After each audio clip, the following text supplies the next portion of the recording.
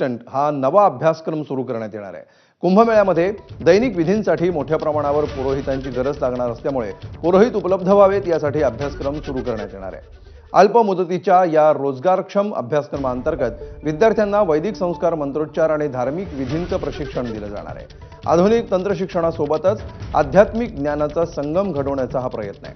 मात्र त्र्यंबक मंदिराच्या विश्वस्तांकडून याला विरोध करण्यात आलाय, तर नाशिक आणि त्र्यंबकेश्वरच्या स्थानिक पुरोहितांकडून देखील याला विरोध करण्यात आलाय। यामुळे ITI मधील अभ्यासक्रमावरून आता नवा वाद होण्याची शक्यता आहे। ITI मध्ये किंवा औद्योगिक प्रशिक्षण संस्थेमध्ये पौरोहित्य ह्या व्यवसायाचं प्रशिक्षण देण्यात येत आहे आणि त्या कोर्सला ॲडमिशन घ्यावी। मी सर्वप्रथम ही घटना अतिशय चुकीची आहे, हिंदू धर्माच्या रूढी परंपरेला छेद देणारी आहे। जर आपल्या महाविद्यालयांमधून संस्कृत हा विषय आर्ट या शाखेत किंवा कला शाखेत संस्कृतमध्ये PhD पासून तर BA पासून 12वी पासून संस्कृत हा विषय शिकवला जातो, तर पौरोहित्य हा याला व्यवसायाचं स्वरूप देऊन असं कोणता हट्टा सरकारने करायचं ठरवलंय?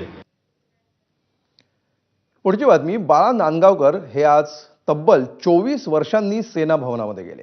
विरोधी पक्षांची पत्रकार